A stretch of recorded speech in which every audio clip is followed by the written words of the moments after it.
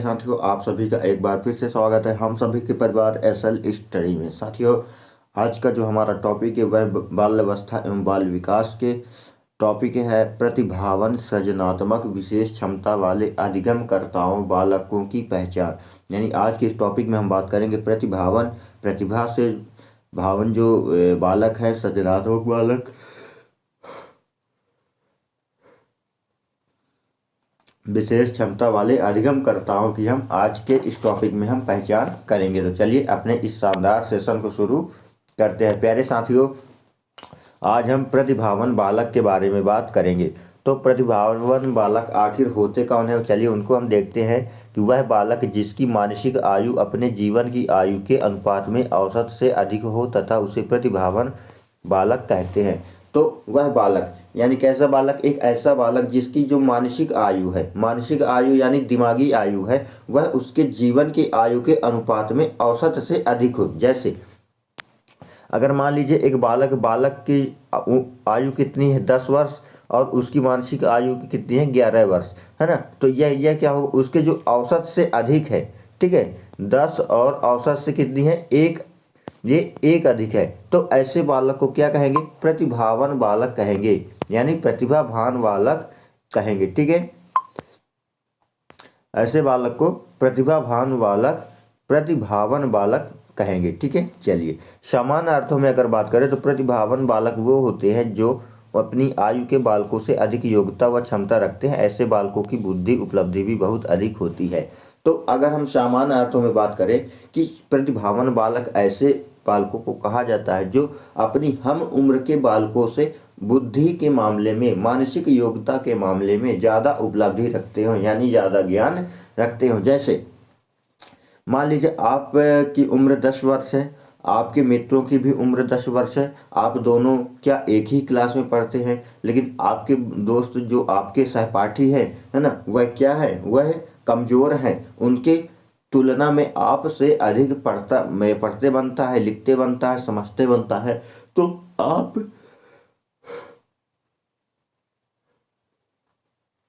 उनकी तुलना में आप एक प्रतिभावान बालक यानी प्रतिभाशाली बालक के श्रेणी में आएंगे, ठीक है। चलिए ऐसे बालकों पर विशेष ध्यान देना पड़ता है क्योंकि यह बालक राष्ट्र की अमूल्य संपत्ति है। तो ऐसे बालकों पर जो शिक्षक होते हैं वह विशेष ध्यान देते हैं। ध्यान तो उनमें भी देते हैं, समावेशी शिक्षा में ही शिक्षा प्रदान करते हैं कि जो बालक पिछड़े हैं, जो बालक कमज़ोर है, उनको भी आगे बढ़ाया जा सके। लेकिन ऐसे बालकों पर ज़्यादा ध्यान दिया जाता है क्योंकि ऐसे बालक क्या है? वह राष्ट्र की संपत्ति है, ठीक है। चलिए आगे देखते हैं। इनकी शिक्षा व कार्यों को यदि उचित प्रकार से निर्देशन तथा प्रोत्साहन मिलता है तो इनका भविष्य उज्जवल होता है। क्योंकि जब जो बालक प्रतिभावान बालक होते हैं, अगर इनकी शिक्षा दीक्षा में बढ़िया उचित प्रकार से निर्देशन होगा, प्रोत्साहन मिलेगा, तो यह क्या होगा? यह भविष्य में उज्जवल होता है, ठीक है। यह भविष्य के भावी कर्णधार है, ठीक है। चलिए इसलिए वर्तमान में शिक्षा के क्षेत्र में बुद्धि परीक्षण की उपयोगिता की महसूस की जाने लगी, क्योंकि जो वर्तमान की जो शिक्षा प्रणाली है, शिक्षा के क्षेत्र में जो बुद्धि का परीक्षण है, जो बुद्धि का परीक्षण, उसकी उपयोगिता की महसूस भी की जाने, क्योंकि आज का जो वर्तमान युग है, वर्तमान युग में शिक्षा बहुत महत्व रखती है, ठीक है। इस महत्वता के कारण जो बुद्धि का परीक्षण, जो बालक के बुद्धि का, दिमाग का परीक्षण, वह भी उपयोगिता बहुत महत्व रखती है, क्योंकि जो बालक ज़्यादा प्रतिभाशाली होगी वह ज़्यादा होनहार होंगे। चलिए आगे बढ़ते हैं। अगर हम बात करें कुछ परिभाषाओं की तो टेरेमन और ओडन क्या कहते हैं कि प्रतिभाशाली बालक शारीरिक गठन, सामाजिक समायोजन, व्यक्तित्व के लक्षणों, विद्यालय उपलब्धि, खेल की सूचनाओं और रुचियों की बहुलता में सामान्य बालकों से बहुत श्रेष्ठ होते हैं। उन्होंने क्या कहा कि जो प्रतिभाशाली बालक होते हैं वह बालक शारीरिक रूप से गठन यानी शारीरिक रूप से मजबूत होते हैं, सामाजिक समायोजन यानी समाज में वह विभिन्न प्रकार के समायोजन में शामिल हो सकते हैं, व्यक्तित्व के लक्षणों, इनके अंदर व्यक्तित्व के कुछ अलग से ही लक्षण होते हैं, किसी से बोलना, बातें करना, समझना, यह उनके अंदर एक विभिन्न लक्षण होते हैं, ठीक है। विद्यालय की उपलब्धि, जो विद्यालय की उपलब्धि है, विद्यालय में बढ़िया पढ़ते हैं, लिखते हैं, बोलते हैं, हर सवाल का जवाब देते हैं, है ना। खेल की सूचनाओं यानी वह खेलों से संबंधित विभिन्न प्रकार की जानकारियां रखते हैं, विभिन्न प्रकार के खेल खेलते हैं, चाहे वह इंडोर हो आउटडोर हो, प्रत्येक के खेल में वह विभिन्न रुचि रखते हैं। रुचियों में बहुलता, उनके अंदर बहुत सारी रुचि होती है, यानी वह जिज्ञासु होते हैं, पढ़ने में भी तेज होते हैं, है ना। सामान्य बालकों की से वह बहुत श्रेष्ठ होते हैं। कौन से बालक होते हैं? जैसे प्रतिभावान बालक। प्रतिभावान का मतलब होता है कि ऐसे कौशलवान यानी कौशलवान बालक जो होते हैं वह बहुत श्रेष्ठ होते हैं। पॉल विट्टी क्या कहते हैं कि प्रखर बुद्धि वाला, प्रखर का बुद्धि का मतलब होता है तेज बुद्धि वाला कब आए, जो किसी कार्य को करने का प्रयास में निरंतर उच्च स्तर बनाए रखते हैं। तो पॉल विट्टी क्या कहते हैं कि जो प्रतिभावान बालक जो होता है वह किसी भी कार्य को करने के प्रयास में निरंतर उच्च स्तर बनाए रखता है। यानी अगर उसे एक सामान्य बालक की अपेक्षा और एक प्रतिभाशाली यानी उच्च दिमाग वाले बालक को अगर कोई कार्य दे दिया जाएगा तो वह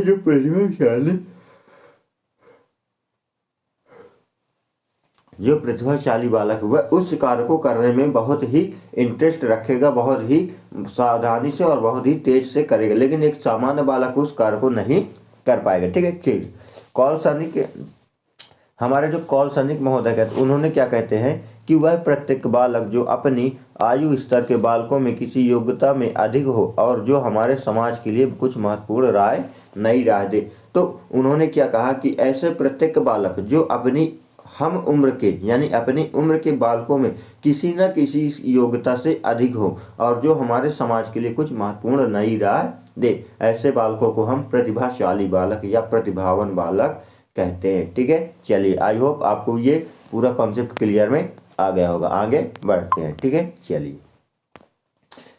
अगर हम यहाँ पे बात करें रेजुली के 3 व्रत संप्रत्यय, जो रेजुली है उसका जो 3 व्रत संप्रत्यय का नियम है। जैसे पहला क्या है, रेजुली ने 3 व्रत मानव लक्षण के 3 समूह का प्रतिनिधित्व करते हैं। जो रेजुली महोदय है, रेजुली महोदय क्या कहते हैं कि 3 व्रत मानव, यानी ये जो 3 व्रत हैं, ये जो 3 व्रत है मानव के, यह किसको समूह का प्रतिनिधित्व करते हैं। पहला क्या, औसत के ऊपर की क्षमता। ये जो औसत के ऊपर की क्षमता है, जैसे बालक, यहाँ पे एक बालक है, ठीक है, ये जो बालक है इसके औसत के जो ऊपर की क्षमता है, ठीक है, और यह कार्यबद्धता, यह अपने कार्य में कितना प्रतिबद्ध होता है। अगर इसे कोई भी कार्य दे दिया जाए तो यह अपने कार्य के प्रति बहुत ही ईमानदार होता है। फिर रचनात्मक मतलब कंस्ट्रक्टिव, इसमें क्या होता है, एक रचनात्मक प्रतिभाशाली व्यवहार होता है। ठीक है। यह क्या करता है कि अपने रचनात्मकता के कारण एक बढ़िया प्रतिभाशाली व्यवहार का सृजन करता है। ठीक है।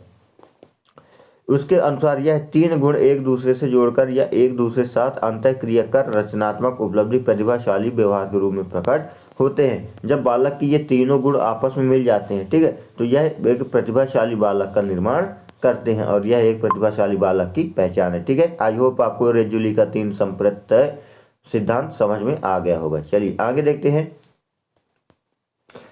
गेगन का विभेदीकरण प्रारूप। ठीक है। गैगन जो महोदय, उनका एक विभेदीकरण प्रारूप दिया उन्होंने कि गैगन ने कहा कि अपने विभेदीकरण मॉडल में मेधावी तथा प्रतिभा को 2 अलग अलग संप्रत्यय मानते हैं। जो गैगन महोदय हैं वह मेधावी और जो प्रतिभा, उनको 2 अलग अलग संप्रत्यय मानते हैं। अलग अलग मतलब अलग अलग मानते हैं। ठीक है। उनके अनुसार क्या है कि मेधावी एक उत्कृष्ट प्राकृतिक क्षमता है। तो मेधावी क्या है, मेधावी एक उत्कृष्ट कैसी क्षमता है, प्राकृतिक क्षमता है, जबकि प्रतिभा का अच्छी तरह से विकसित या अर्जित असाधारण क्षमता कौशल है। लेकिन जो मेधावी है, मेधावी एक उत्कृष्ट प्राकृतिक क्षमता है, जबकि जो प्रतिभा है, प्रतिभा एक अच्छी तरह से विकसित या अर्जित असाधारण क्षमता है। यानी जो प्रतिभा है, प्रतिभा एक अर्जित और विकसित असाधारण क्षमता है। लेकिन जो मेधावी है, मेधावी यह कैसी क्षमता है, यह प्राकृतिक क्षमता, यह जन्मजात होती है। लेकिन जो प्रतिभा है, प्रतिभा यह कैसी है, अर्जित, इसको अर्जन किया गया है। जैसे भाषा का अर्जन किया जाता है,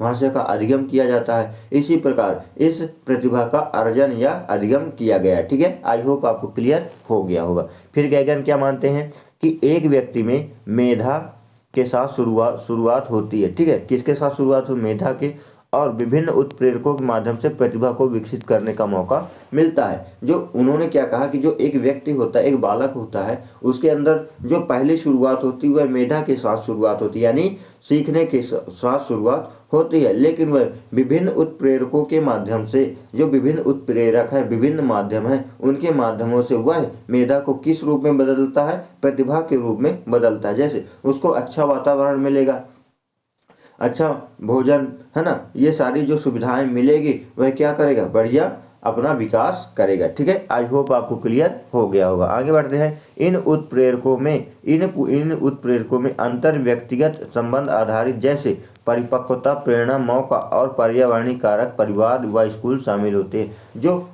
एक बालक को जो प्रतिभाशाली बनाते हैं वह कौन कौन से उत्प्रेरक हो सकते हैं? जैसे शरीर की परिपक्वता, ये हुआ शारीरिक रूप से कितना मजबूत है, प्रेरणा मोटिवेशन, है ना, मौका उसे कितने अवसर मिलने हैं, और पर्यावरणीय कारक में जैसे परिवार हो गया, स्कूल हो गया। अगर हमारे परिवार का भी वातावरण बढ़िया है, स्कूल का वातावरण भी बढ़िया है, तो एक प्रतिभाशाली बालक का सृजन होगा। ठीक है, आई होप आपको ये क्लियर हो गया होगा। चलिए आगे देखते हैं।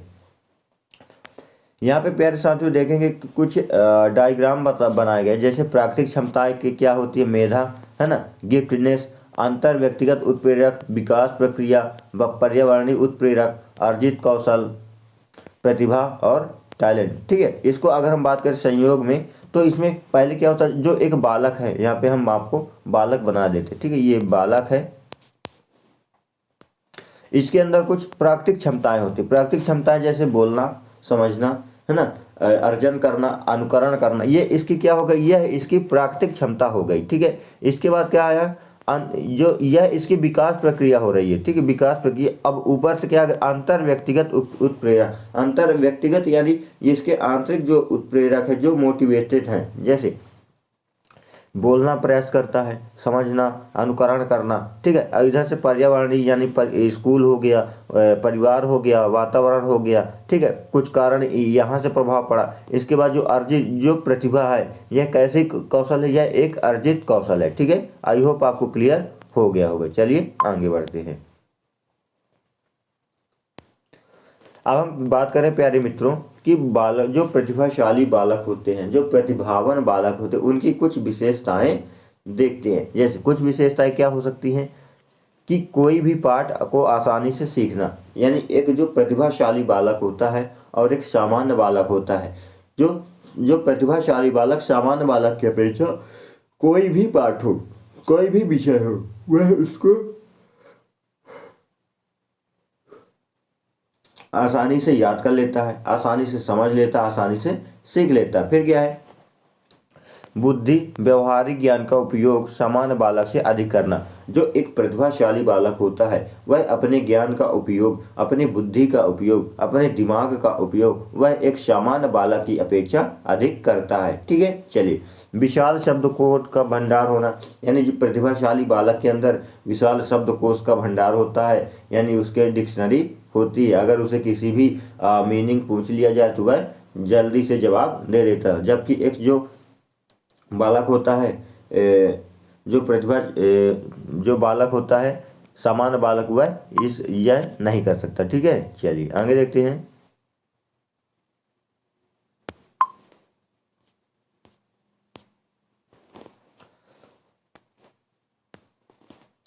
मानसिक प्रक्रिया में तीव्रता, यानी सामान्य बालक की अपेक्षा जो प्रतिभाशाली बालक होते हैं वह मानसिक क्रियाओं में, उन मानसिक की प्रक्रिया में वह तेज होते हैं सामान्य बालक की अपेक्षा। उनके अंदर सोचने, समझने, बोलने, लिखने, देखने की जो क्षमता होती है वह एक सामान्य बालक से अधिक होती है। ठीक है, चलिए आगे देखते हैं। अपने साथियों की तुलना में अधिक ज्ञान, कठिन मानसिक कार्य को भी आसानी से करने में सक्षम होते हैं। कौन होते हैं?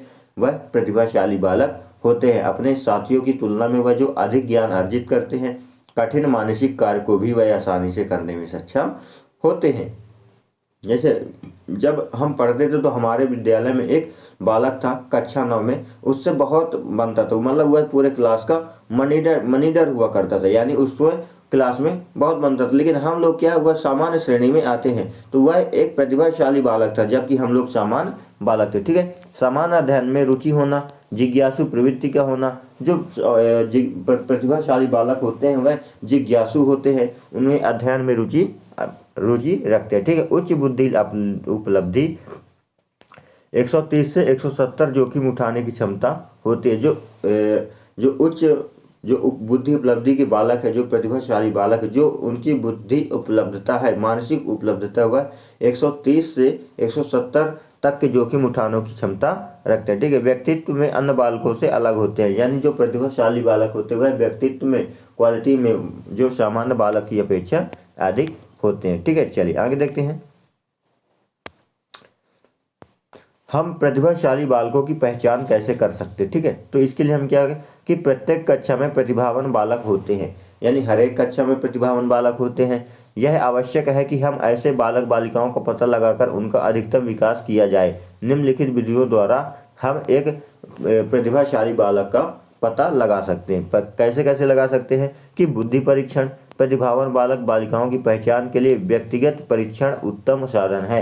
यानी अगर हमें प्रतिभाशाली बालकों का, बालिकाओं का पता लगाना है कि कौन से बालक प्रतिभाशाली हैं, कौन से बालक प्रतिभावान हैं, तो इनके लिए हमें व्यक्तिगत परीक्षण उत्तम साधन माना जाता है, क्योंकि उनका एक अलग अलग तरीके से, अलग अलग रूप से उनका परीक्षण किया जाना चाहिए, जिससे एक प्रतिभावान बालक का जो है क्या पहचान हो सकती है, एक प्रतिभाशाली बालक की पहचान हो सकती है। दूसरा क्या है कि उपलब्धि परीक्षण, बुद्धि परीक्षण के अतिरिक्त उपलब्धि। जो उपलब्धि परीक्षण है वह बुद्धि परीक्षण के अतिरिक्त एक ऐसी उपलब्धि है जिसके द्वारा हम प्रतिभावान बालिकाओं की पहचान कर सकते हैं। शिक्षक अवलोकन, शिक्षक क्या कर सकते हैं, अपने अवलोकन के माध्यम से प्रतिभावान बालकों और बालिकाओं को पता लगा सकते हैं। संबंधित व्यक्ति से सूचनाएं, जो व्यक्ति की जो संबंधित सूचनाएं हैं, बालकों की जो सूचनाएं हैं, उनकी सूचनाओं के आधार पर जो है तो हम उनको स्पष्टीकरण कर सकते हैं। ठीक है, चलिए आगे देखते हैं।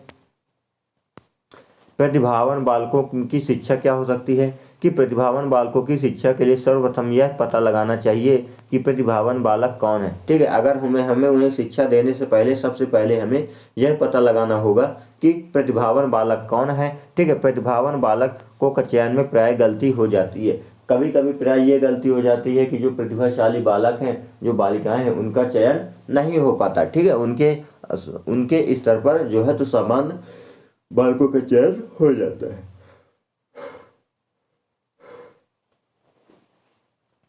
तरक्की देना, कुछ मनोवैज्ञानिकों के अनुसार प्रतिभाशाली बालकों को एक कक्षा का संपूर्ण पाठ्यक्रम पूर्ण करने पर दूसरा कक्षा में जाने देना चाहिए। इससे उन्हें पूर्ण मानसिक विकास का अवसर मिलेगा।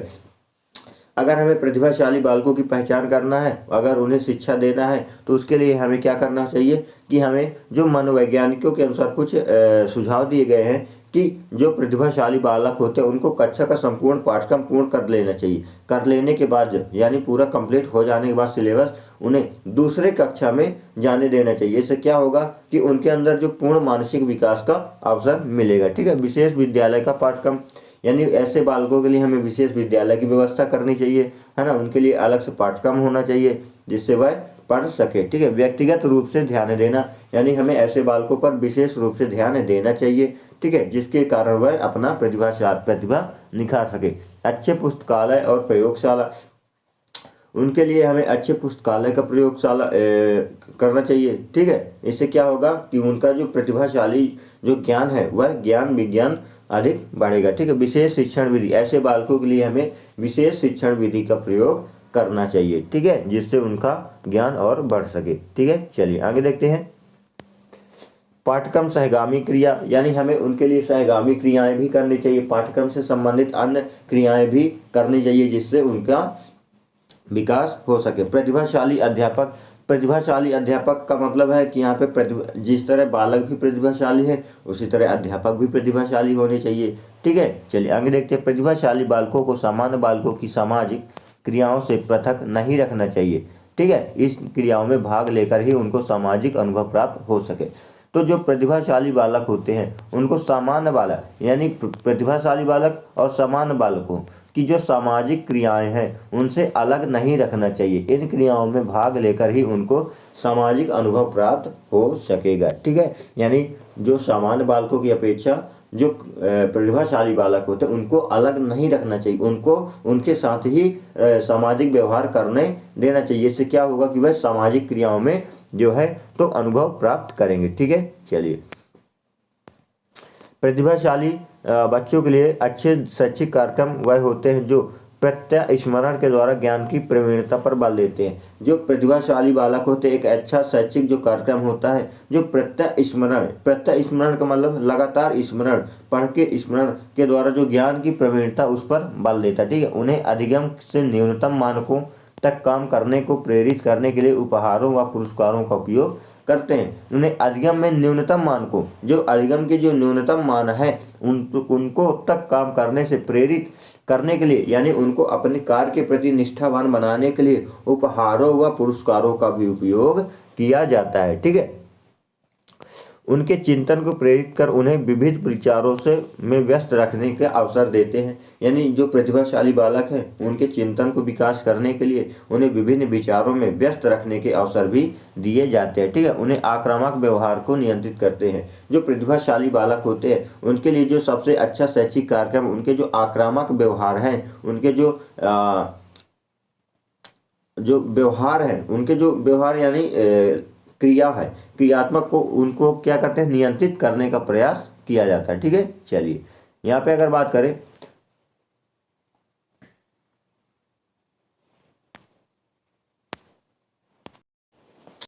यहाँ पे एक प्रश्न मेरे साथियों कि